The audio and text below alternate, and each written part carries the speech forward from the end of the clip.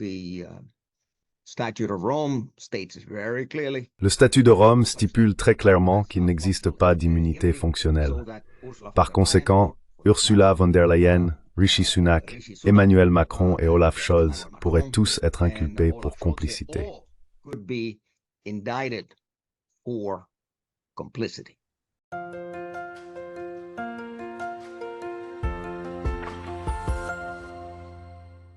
Hello everybody. This is Pascal from Neutrality Studies. Bonjour à tous. Je suis Pascal de Neutrality Studies et aujourd'hui, je parle à nouveau avec le professeur Dr Alfred de Zayas, notre expert en droits de l'homme et en droit international.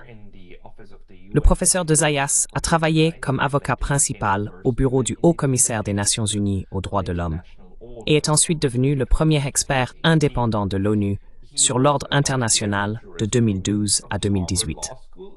Il est titulaire d'un doctorat en jurisprudence de la Harvard Law School et d'un doctorat en histoire moderne de l'Université allemande de Göttingen.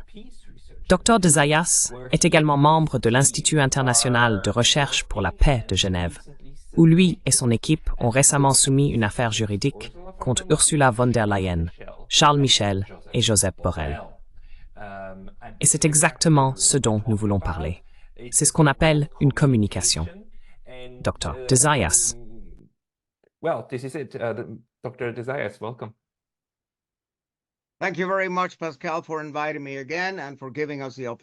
Merci beaucoup, Pascal, de m'avoir invité à nouveau et de nous donner l'opportunité de présenter notre initiative à un public plus large. En effet, l'Institut international de recherche pour la paix de Genève, sous la direction du Dr Gabriel Galis et de notre vice-président Gilles-Emmanuel Jacquet, est basé ici à Genève. Nous avons une longue histoire d'organisation de conférences importantes sur la paix, de conférences sur les médias et de conférences sur la médiation. Depuis que le génocide a commencé à Gaza, soyons clairs, cette guerre n'a pas commencé le 7 octobre 2023. Les médias grand public donnent l'impression qu'il s'agit de la légitime défense d'Israël, peut-être une légitime défense excessive contre les Palestiniens.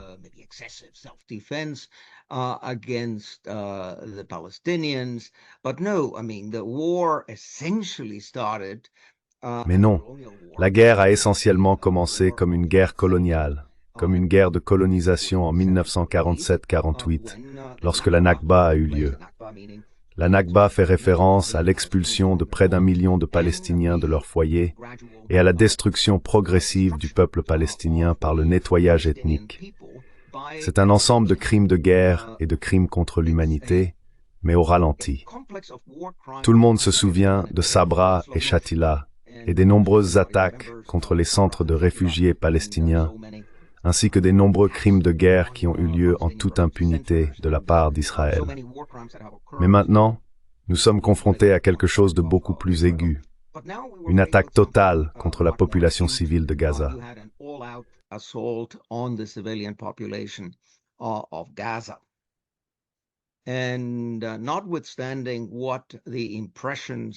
Nonobstant les impressions données par le New York Times, le Washington Post, Le Monde, la BBC et la Frankfurter Allgemeine Zeitung, admettons-le, les victimes ont toujours été les Palestiniens. Les auteurs ont été les Israéliens. Ce sont les Israéliens qui imposent le colonialisme de peuplement dans un territoire occupé pacifiquement par les Palestiniens depuis des milliers d'années. Cette situation est comparable à celle des Européens blancs venant en Afrique du Sud, repoussant la population africaine autochtone et les mettant dans des bantoustans, les utilisant comme main-d'œuvre bon marché. C'est ce qu'Israël a fait dans ses pratiques de colonisation.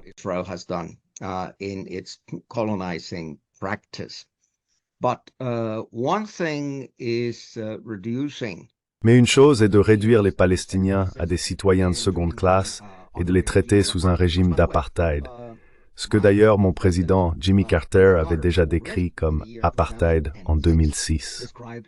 Jimmy Carter, qui est un véritable président de la paix, voulait sincèrement atteindre la paix mondiale. Au cours des dernières décennies, il a fait de nombreuses propositions sur la manière de parvenir à une solution à 2 États. Et bien sûr, l'alternative est une solution à un État. Vous connaissez probablement le livre du professeur Virginia Tilly sur la solution à un État. Mais revenons à la violence d'Israël, de la force de défense israélienne contre les civils palestiniens à Gaza. Ce n'est pas seulement un acte de barbarie. Cela atteint le seuil du génocide.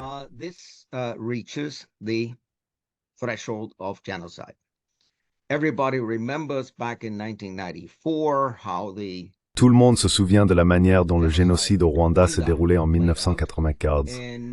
À l'époque, les gens se demandaient « Comment avons-nous pu rester là et regarder cela ?» Eh bien, c'est ce que le monde a fait. Le monde l'a laissé se produire. La France l'a laissé se produire. Les États-Unis l'ont laissé se produire. Après cela, il y a eu un engagement. Plus jamais. Nous avons dit que nous ne permettrions jamais qu'un génocide se produise sous nos yeux. Eh bien, nous le voyons aujourd'hui. Nous le voyons sur nos écrans. Nous le voyons à la télévision. Nous entendons les voix des survivants. Nous avons des rapports du Comité international de la Croix-Rouge, de la Société du Croissant-Rouge et des rapporteurs des Nations Unies, Francesco Albanese. Oui, nous avons toutes les preuves dont nous avons besoin. Yes, I mean, we have all of the evidence we need. We see that there is intent to destroy. Nous voyons qu'il y a une intention de détruire en tout ou en partie la population palestinienne. Le but final est simplement de les expulser tous afin qu'Israël contrôle l'ensemble du territoire, ne permettant pas une solution à deux États. Nous savons que Netanyahou est totalement contre une solution à deux États. Il ne se soucie pas que la Cour internationale de justice ait émis 3 ordonnances disant essentiellement qu'il y a des preuves de génocide. La Cour n'a pas encore déclaré cela comme un génocide. Cela viendra dans le jugement final sur le fond. Mais la Cour a dit, à cause de cela, nous émettons des mesures provisoires de protection. Il y en a eu 3, la première étant le 26 janvier de cette année.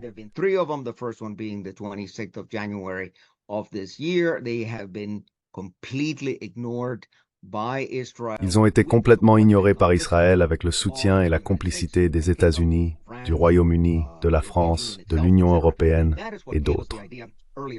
C'est ce qui nous a donné l'idée plus tôt cette année. Laissons la Cour décider de la question du génocide. Laissons la Cour pénale internationale décider des appels qui ont été faits pour émettre des mandats d'arrêt contre Netanyahou et son ministre de la Défense. Ce qui nous intéressait en tant que société civile à l'Institut international de recherche pour la paix de Genève, c'était de nous concentrer sur la question de la complicité. Un génocide ne se produit pas dans le vide. Il existe toutes sortes d'interrelations.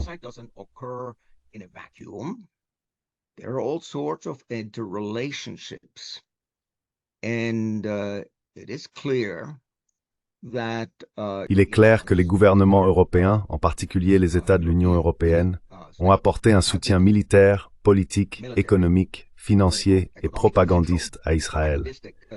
Ils ont soutenu Israël diplomatiquement.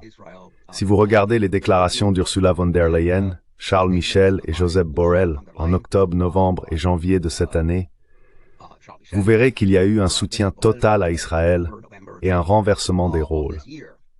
Israël est présenté comme la victime du terrorisme et les Palestiniens sont dépeints comme des terroristes. Ce genre d'incitation à la haine contre le peuple est ce que nous voyons ici. Une incitation à la haine contre les Palestiniens en général. Tout le monde est amalgamé et vu comme des terroristes et des personnes violentes qui ne méritent pas un État.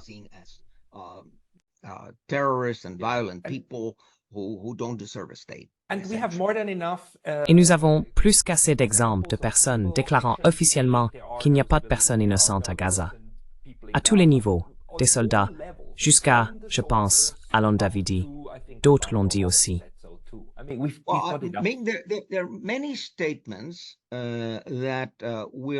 Il y a de nombreuses déclarations qui nous rappellent la Seconde Guerre mondiale et l'Allemagne nazie, en particulier la manière dont la SS traitait non seulement les Juifs, mais aussi les Russes, les Ukrainiens et les Polonais comme des Untermenschen.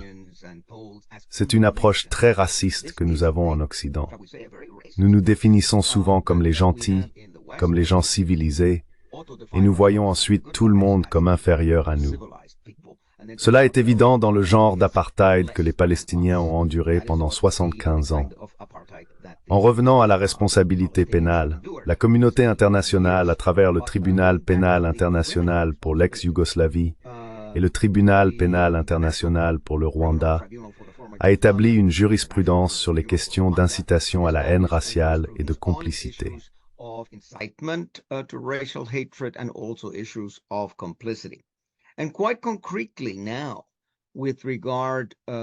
Et de manière très concrète maintenant, en ce qui concerne l'Union européenne et Ursula von der Leyen, vous auriez attendu que l'Union européenne insiste, non pas maintenant, mais déjà en 2004, lorsque la Cour internationale de justice a rendu son avis consultatif sur le mur, qui documentait très systématiquement les violations des conventions de Genève de 1949, du pacte international relatif aux droits civils et politiques, du pacte international relatif aux droits économiques, sociaux et culturels, de la Convention relative aux droits de l'enfant, etc. Vous auriez attendu que l'Union européenne prenne des mesures et non qu'elle continue ses affaires comme d'habitude avec Israël, alors qu'Israël a été condamné par la Cour internationale de justice pour avoir violé tous ces traités.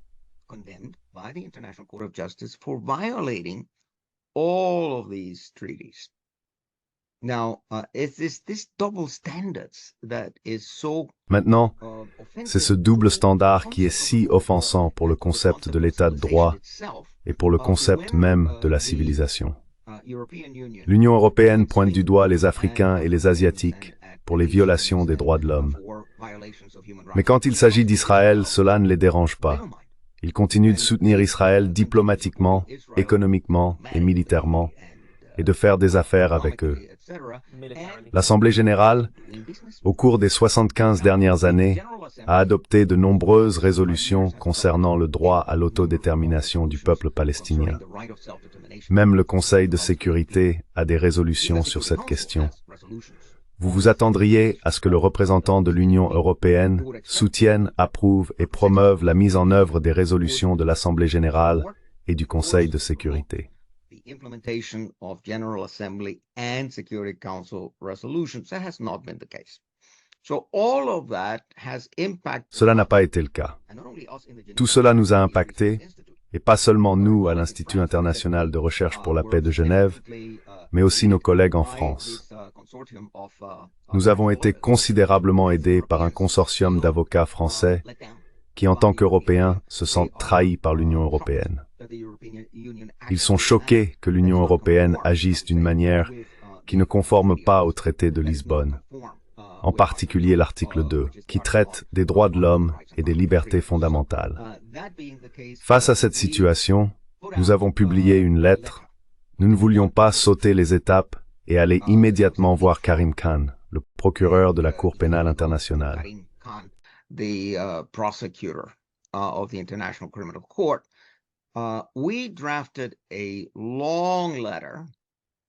Nous avons rédigé une longue lettre qui a été envoyée à Ursula von der Leyen, Charles Michel et Joseph Borrell, et nous n'avons reçu aucune réaction. Ensuite, il y a eu une lettre de suivi. Encore une fois, aucune réaction. Nous avons ensuite publié un manifeste exposant nos préoccupations. Nos préoccupations incluent la nécessité de la paix, un cessez-le-feu immédiat, la médiation, la réconciliation et la reconstruction. Les Palestiniens ne vont pas disparaître. Ils sont là. Israël peut vouloir les expulser tous, mais cela est spécifiquement interdit par l'article 49 des Conventions de Genève de 1949. Le nettoyage ethnique est un crime et a été déclaré non seulement un crime contre l'humanité, mais aussi un génocide. Les résolutions de l'Assemblée générale déclarent que le nettoyage ethnique est une forme de génocide.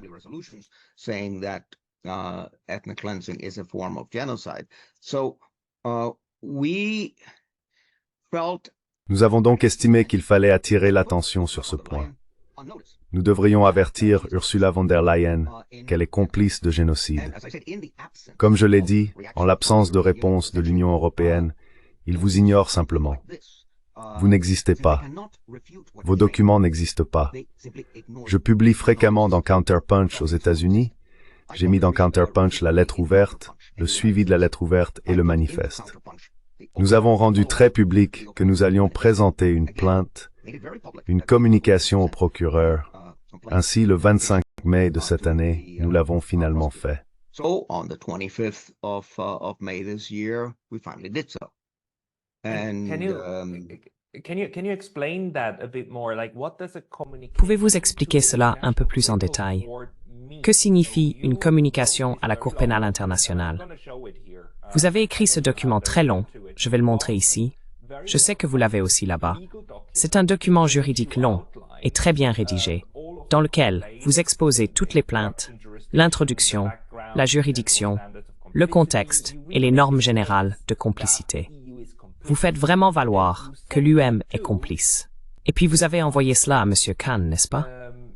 C'est une façon de demander une enquête criminelle par la CPI de la part de la société civile. Est-ce exact? Exactly. Now, Article 15 of Exactement. L'article 15 du statut de Rome donne au procureur la discrétion de lancer des enquêtes ou de demander des mandats d'arrêt en fonction des informations qu'il reçoit. Ces informations peuvent être transmises par des États, des organisations intergouvernementales ou la société civile, y compris des organisations non gouvernementales.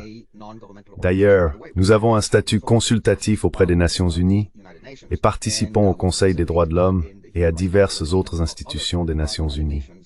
C'est à lui d'agir ou d'ignorer ces informations. C'est pourquoi nous avons rendu cela public et publié un communiqué de presse qui a été repris aux États-Unis, en Amérique latine, en Afrique et en Asie. The United States, in Latin America, in Africa, in Asia, so it has had a good impact. The press release. Donc, cela a eu un bon impact, le communiqué de presse, mais les rouages de la justice tournent très lentement.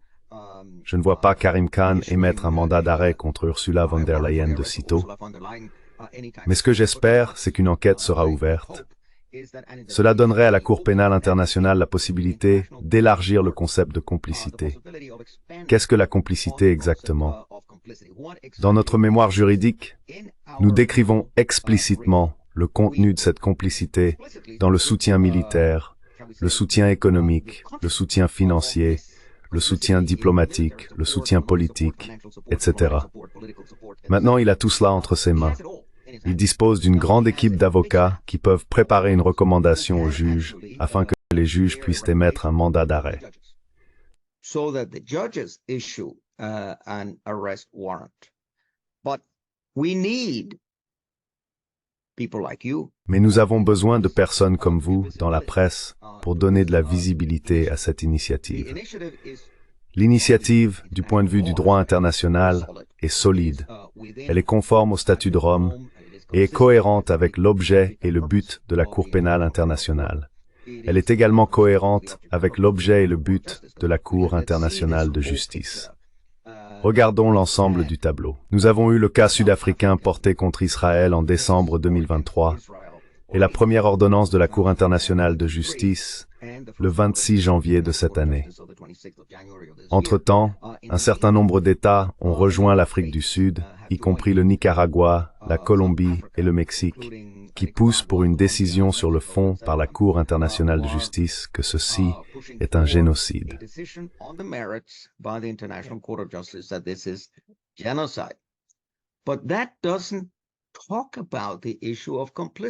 Mais cela ne résout pas la question de la complicité dans le génocide. Ce serait, disons, une conclusion doctrinale qui serait très utile à la Cour pénale internationale, qui est l'institution compétente pour émettre des mandats d'arrêt. Comme vous le savez, il n'y a pas d'immunité fonctionnelle pour Ursula von der Leyen.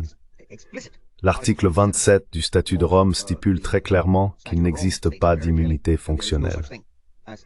Par conséquent, Ursula von der Leyen, Rishi Sunak, Emmanuel Macron et Olaf Scholz pourraient tous être inculpés de complicité.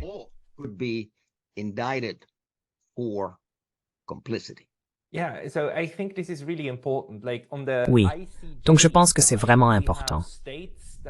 Du côté de la CIJ, nous avons des États qui poursuivent d'autres États, comme l'Afrique du Sud, poursuivant Israël, essayant d'établir qu'un génocide est en cours. Bien que ce processus puisse prendre beaucoup de temps, les mesures provisoires indiquent que cela ne devrait vraiment pas être le cas. Les preuves sont accablantes, mais le processus peut être prolongé. Du côté de la CPI, il existe un outil en droit international qui peut causer des problèmes significatifs aux décideurs. Par exemple, Vladimir Poutine a décidé de ne pas se rendre en Afrique du Sud l'année dernière, très probablement à cause de la CPI.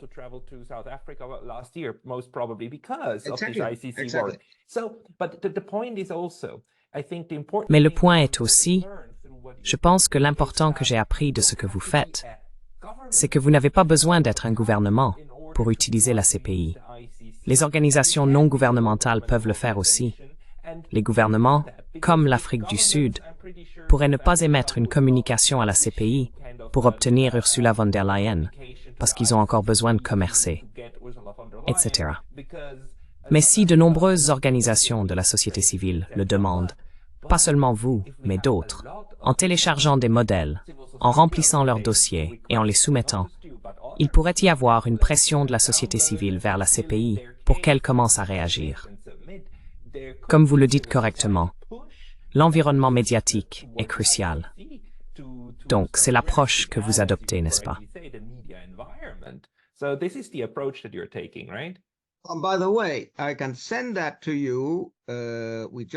D'ailleurs, je peux vous l'envoyer. Nous venons de le publier. Nous avons soumis le dossier au procureur le 25 mai. Nous avons reçu des soutiens de nombreuses autres organisations non gouvernementales, institutions de la société civile, professeurs et experts. Cela va donner un poids supplémentaire à la plainte. Nous transmettons une liste mise à jour des organisations qui soutiennent le mémoire juridique. Parmi elles se trouve l'Asociación Española para el Derecho Internacional de los Derechos Humanos, la principale organisation espagnole sur le système de protection des droits de l'homme international. Le président de l'association est un ancien collègue à moi au Haut Commissariat des Nations Unies, le professeur Carlos Villan Duran. Carlos Villan Duran. Il a donc signé en sa capacité personnelle en tant que professeur, et l'association a signé en sa qualité d'ONG. Il y a eu beaucoup d'autres sur cette liste, donc cela prend de l'ampleur. Nous avons besoin de plus de visibilité. Nous l'avons envoyé à le monde diplomatique. Malheureusement, nous n'obtenons aucune réaction de le monde diplomatique.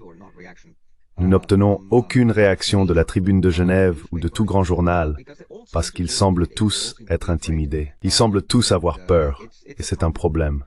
C'est un problème de perception parce que nous avons été tellement endoctrinés, tellement conditionnés à croire qu'Israël est le seul pays démocratique au Moyen-Orient et que nous devrions soutenir Israël, etc., etc. Mais quand vous dites « Attendez une minute », est-ce vrai?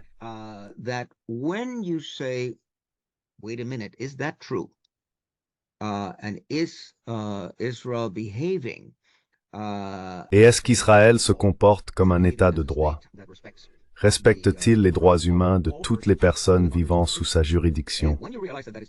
Lorsque vous réalisez que ce n'est pas le cas, de nombreuses autres questions se posent. Vous découvrez que les médias traditionnels, loin d'informer la société et d'être les gardiens de nos droits, sont essentiellement une caisse de résonance pour Washington, le Pentagone et Israël. Il est douloureux d'accepter que vos illusions sur le droit international et les institutions internationales créées pour protéger nos droits ne correspondent pas à la réalité. Cela ne signifie pas que vous devez abandonner. Vous devez continuer, persévérer et insister pour récupérer vos droits.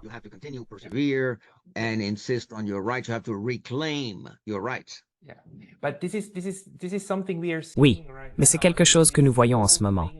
Je veux dire, toute cette situation a commencé de manière horrible et atroce. Au fil du temps, nous avons vu la pression juridique internationale s'accumuler avec la CIJ, le TPI, et maintenant M. Khan a effectivement demandé une action à la CPI contre Netanyahou et Gallant, n'est-ce pas? En plus de 3 dirigeants du Hamas, ce qui est un peu ironique, parce que je pense que si la CPI parvenait à obtenir ces 3-là, ils seraient beaucoup mieux protégés en détention que là où ils sont maintenant. Mais laissons cela de côté. Vous pouvez voir à quel point Israël est vraiment en colère à ce sujet.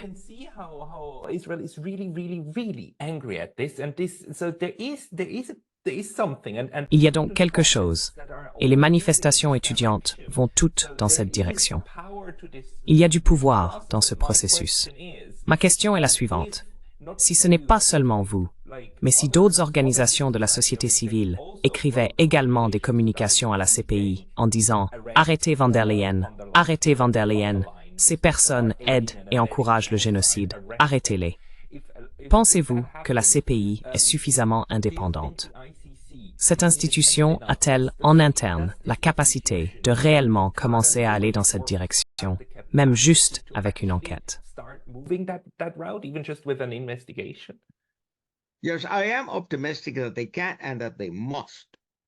Oui, je suis optimiste qu'ils peuvent et qu'ils doivent le faire. Maintenant, ce sera sous pression. Vous avez probablement entendu ou lu dans la presse que notre sénateur fougueux de Caroline du Sud, Lindsey Graham, a rencontré le secrétaire d'État Anthony Blinken et a discuté de la possibilité d'imposer des sanctions bipartites à la Cour pénale internationale. Vous vous souvenez peut-être que pendant les années Trump a imposé des sanctions à la Cour pénale internationale, à l'ancienne procureure Fatou Bensouda et à son personnel. Cela a été fermement condamné par Human Rights Watch et Amnesty International. J'ai été très impressionné qu'ils aient eu le courage de dire « Que faites-vous? Vous ne pouvez pas faire du chantage à la justice pénale internationale.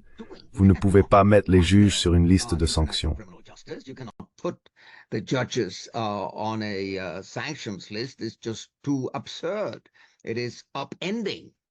C'est tout simplement trop absurde. Cela bouleverse tout le concept de l'état de droit et l'indépendance des avocats et des juges. Il y a des sénateurs et des membres du Congrès américain qui veulent imposer des sanctions à la Cour. Les États-Unis, bien sûr, ne sont pas membres du statut de Rome. Ils l'ont en fait signé en 1998 sous l'administration du président Clinton. Mais ensuite, en 2002, Condoleezza Rice a déclaré que les États-Unis l'avaient dénoncé. Ce n'est pas vrai. Vous ne pouvez pas dénoncer un document.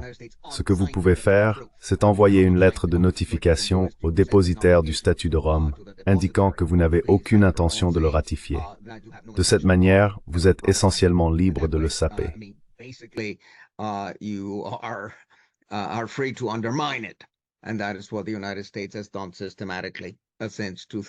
Et c'est ce que les États-Unis ont fait systématiquement depuis 2002, avec environ 80 accords bilatéraux d'impunité. Les États-Unis ont signé ces accords avec les États parties au statut de Rome, stipulant que s'il y a jamais un cas contre un citoyen américain, ils ne sont pas autorisés, en vertu de cet accord bilatéral, à livrer un Américain à la Cour pénale internationale. Bien sûr, cela va à l'encontre de l'objet et du but de la CPI. Ces 80 pays, qui ont dû être soumis à beaucoup de pression, n'auraient jamais dû conclure ces accords. Ces accords sont également nuls et non avenus ab initio, car ils sont contraires aux bonnes mœurs. Ils sont contra bono mores, comme indiqué à l'article 53 de la Convention de Vienne sur le droit des traités.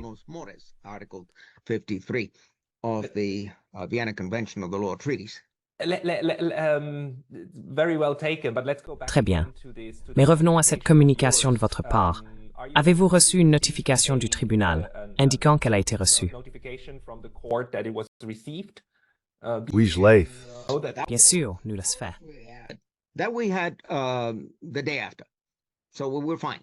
Nous avons reçu la notification le lendemain, donc tout va bien. La question est de savoir si le tribunal, qui, comme je l'ai mentionné, travaille lentement, agira réellement. C'est à la discrétion de Karim Khan d'agir ou d'ignorer cela. Ce n'est pas comme une saisine. Si vous avez une saisine du Conseil de sécurité ou d'un État, alors le procureur doit la prendre en compte. Cependant, il n'est pas prévu qu'une organisation non gouvernementale puisse ordonner au procureur de prendre en charge quelque chose. Mais s'il est fidèle à son mandat et à l'article 15 du statut de Rome, alors il doit agir. Il ne s'agit pas d'une question de crime de guerre en vertu de l'article 8.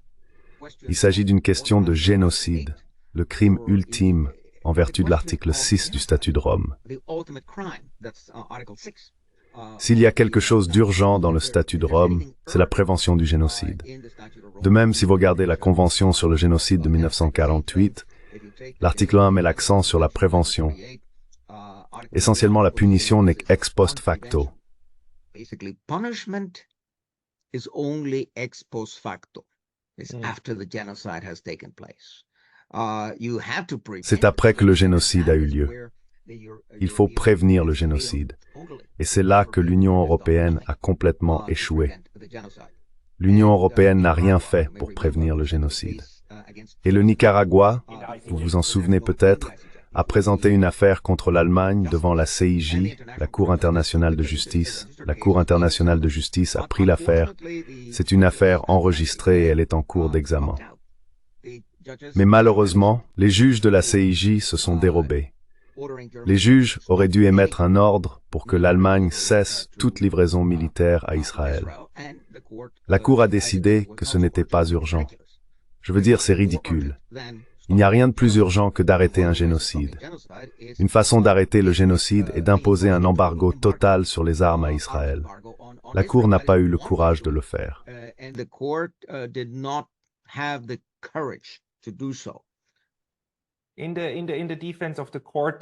En défense de la Cour, cependant, si je me souviens bien, l'Allemagne a soutenu qu'elle ne participe pas au génocide et qu'elle ne fait aucune des choses dont elle est accusée. La Cour alors dit, très bien, si vous ne faites pas cela, continuez à ne pas le faire. Donc nous allons vous surveiller, Allemagne. Si vous vous avérez effectivement le faire, il y aura des problèmes.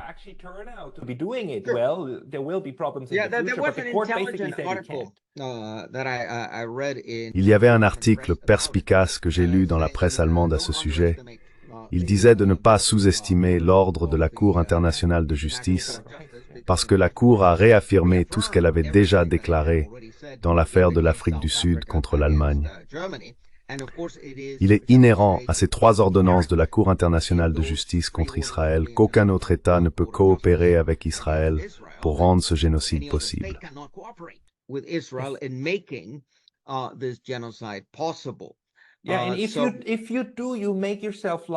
Si vous le faites, vous vous rendez responsable.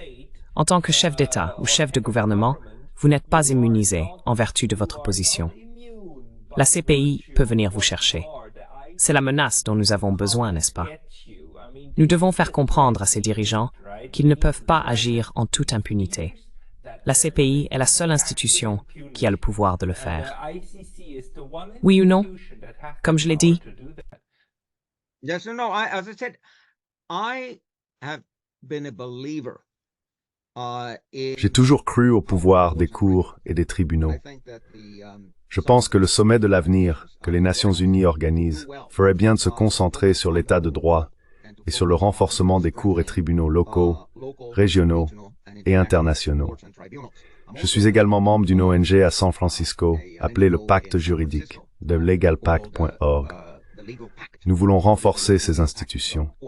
Je crois que la Cour internationale de justice peut faire beaucoup de bien. Je crois aussi que la Cour pénale internationale peut faire beaucoup de bien. D'un autre côté, je ne suis ni aveugle ni naïf. Je suis conscient que les juges subissent des pressions.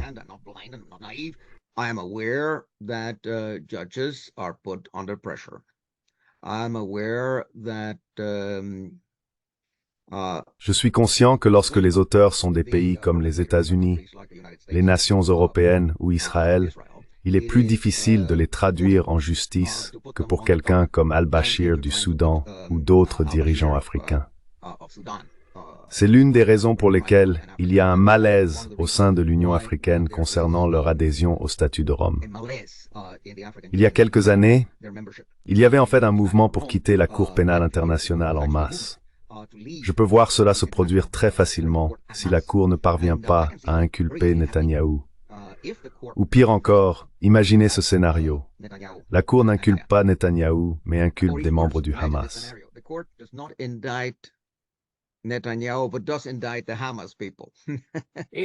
C'est fini. Dans ce cas, c'est fini. Ce serait une telle gifle pour le monde, pour la majorité mondiale, que je pourrais vraiment voir un départ. Ce serait le dernier clou dans le cercueil de la CPI. Ils ont eu un début difficile. Je pense qu'il était erroné pour 3 procureurs de ne pas ouvrir une enquête et de ne pas émettre d'actes d'accusation contre les dirigeants occidentaux impliqués dans l'assaut contre le peuple irakien en 2003. Certainement, Tony Blair aurait dû comparaître devant le tribunal. Certainement, José María Aznar d'Espagne et de nombreux dirigeants qui ont participé et apporté aide et réconfort aux États-Unis dans leur agression contre l'Irak auraient dû être inculpés. Si la Cour veut établir son autorité et sa crédibilité, elle ne peut pas se permettre d'utiliser des doubles standards.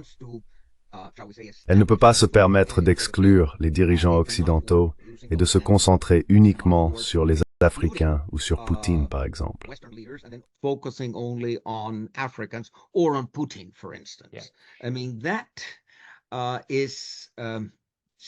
Je veux dire, c'est une honte quand cela arrive, mais je n'abandonne pas. Je vois des signes que la Cour arrive à maturité et j'espère qu'elle nous aidera à arrêter ce génocide, à arrêter cette guerre et à aider les pauvres Palestiniens qui ont été massacrés et soumis à l'apartheid pendant 75 ans. Mais concrètement, en mettant de côté le mémoire juridique et les considérations strictement légales, que faisons-nous en Occident? Les affaires continuent comme d'habitude. Si nous voulons qu'Israël arrête son génocide et se comporte correctement, nous devons exiger d'Israël comme ultimatum d'arrêter le génocide et d'arrêter la guerre. Ou nous arrêterons toutes les relations commerciales avec eux. Israël pourrait même survivre si nous arrêtons les relations diplomatiques avec lui. Mais si nous arrêtons les relations commerciales avec Israël, ce serait une autre histoire. Eh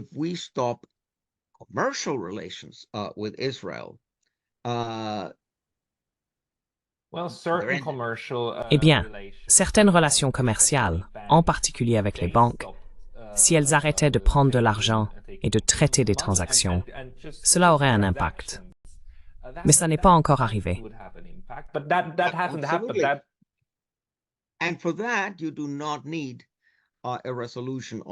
Et pour cela, vous n'avez pas besoin d'une résolution du Conseil de sécurité. Je pourrais voir l'Assemblée générale adopter une résolution de type Union pour la paix. Étant donné que le Conseil de sécurité n'a imposé aucune sanction à Israël en raison d'environ 80 vétos des États-Unis, il n'a pas permis au système des Nations Unies en vertu du chapitre 7 d'être efficace dans la guerre à Gaza. L'Assemblée générale peut, et il y a un précédent pour cela, prendre la responsabilité et adopter une résolution exhortant les États à cesser toute coopération commerciale, bancaire et financière avec Israël. Bien sûr, l'Assemblée générale ne pourra pas l'appliquer. Mais imaginez si 100 États dans le monde décidaient de cesser leurs relations financières avec Israël. Cela paralyserait l'économie israélienne.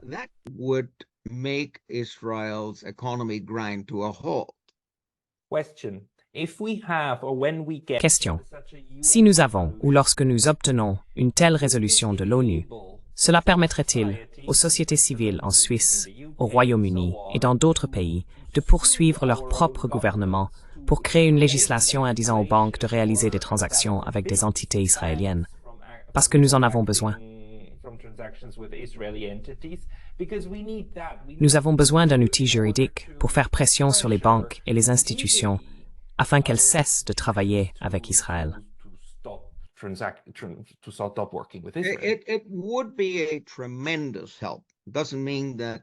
Ce serait d'une aide immense. Cela ne signifie pas que c'est une condition sine qua non.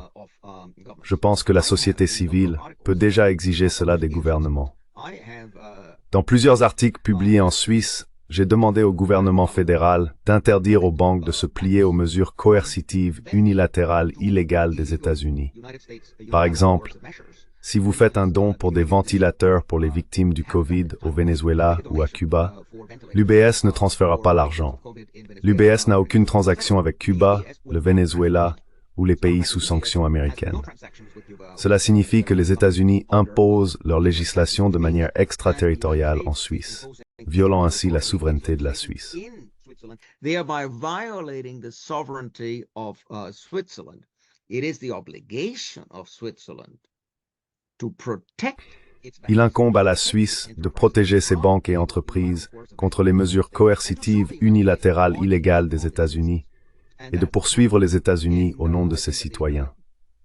Cela n'a pas eu lieu. Je pense que le gouvernement suisse est complice des crimes des États-Unis à travers ces mesures parce qu'il n'a pas intenté d'action en justice contre les États-Unis pour violation de sa souveraineté ou pour protéger ses entreprises. Ici encore, nous voyons un échec dans l'application du droit international et des traités. Cela est toléré et blanchi par les médias grand public.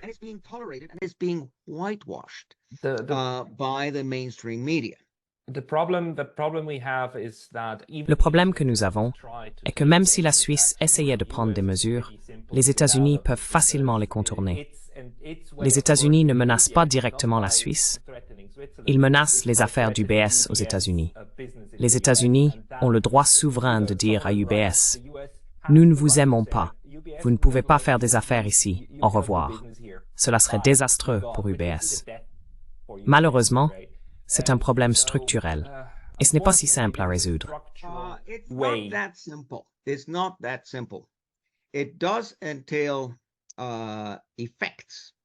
Cela entraîne des effets en Suisse, et cela affecte également les personnes soumises à des sanctions, comme les Cubains, les Nicaraguayens et les Syriens. Il faut considérer que les sanctions tuent.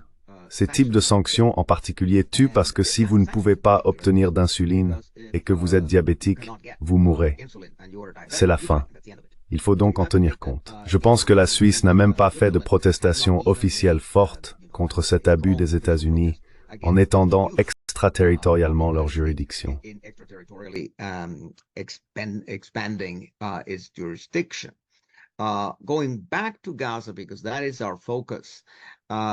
Revenons à Gaza, car c'est notre sujet principal. Si Ursula von der Leyen avait eu un discours différent, si dès le début elle avait dit « Nous, Européens, ne pouvons pas être complices d'une guerre contre l'autodétermination », cela aurait été crucial. Les gens essayent d'oublier l'autodétermination. Le peuple palestinien a droit à l'autodétermination, ce qui a été confirmé par des centaines, voire des milliers de résolutions de l'Assemblée générale, de l'ECOSOC, du Conseil des droits de l'homme, du Comité des droits de l'homme, et que la Suisse est un État à partie à tous ces traités.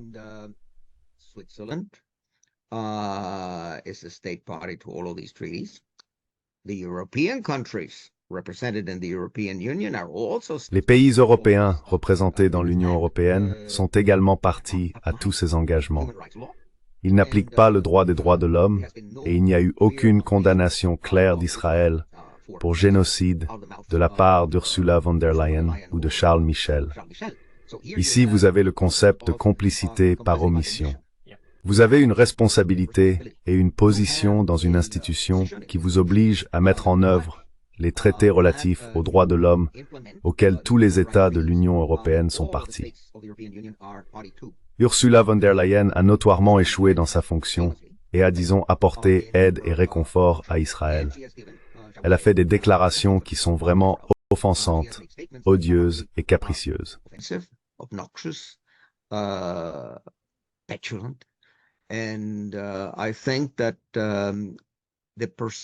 Je pense que la perception d'Ursula von der Leyen a été renforcée par une énorme campagne de relations publiques. La propagande en sa faveur, en faveur de la Commission européenne et de l'Union européenne, est si forte que les gens dans les pays européens ne considèrent même pas qu'Ursula von der Leyen pourrait être coupable de complicité dans un génocide. Les Allemands ont une expression merveilleuse pour cela, Dankverbot. Je ne connais aucune autre langue qui ait un tel terme. Cela signifie une interdiction de penser. Vous avez été tellement endoctriné que lorsqu'une idée non orthodoxe surgit dans votre tête, votre cerveau la bloque. Vous pensez, nous n'allons pas là-bas, je ne vais pas aller plus loin. Vous savez, c'est un champ de mines. C'est dangereux.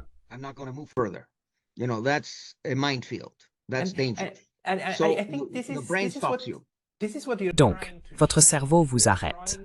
C'est ce que nous essayons de changer. Nous essayons, par le biais du droit international, des voies disponibles et de la publicité médiatique, de changer cette perception et de voir ce qui peut être fait. Malheureusement, Nous approchons de la fin de notre discussion d'une heure, donc nous devons nous séparer. Mais Alfred, je veux te souhaiter bonne chance. Et pour les autres, si vous voulez faire quelque chose de similaire quelque part dans le monde, contactez-moi. Je vous mettrai en relation avec Alfred. Continuez à pousser. Poussez la CPI à agir contre ces personnes. Je pense que c'est une excellente idée. Oui, maintenant, concentrons-nous sur l'industrie des droits de l'homme. Now, hold here. Human rights industry, Alfred's book, your book. 2023. I have a whole chapter. J'ai consacré tout un chapitre à la Cour pénale internationale. J'étais un grand partisan de la Cour pénale internationale au début, et j'ai participé avec le grand professeur Sharif Bassiouni à la rédaction des statuts de la CPI lorsque j'étais professeur à Chicago. Mon chapitre explique également mon évolution d'un grand croyant à un croyant déçu, et maintenant à un croyant plein d'espoir.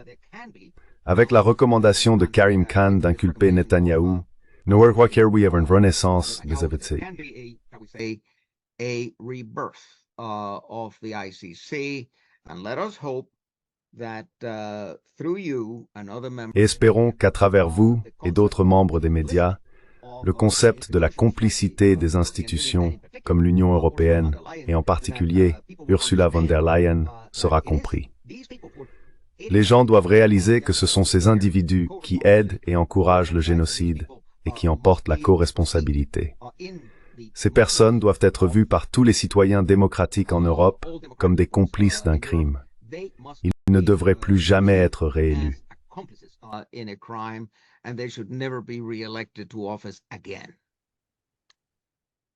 Merveilleuse dernière parole. Alfred Zayas, à la prochaine fois. Thank you.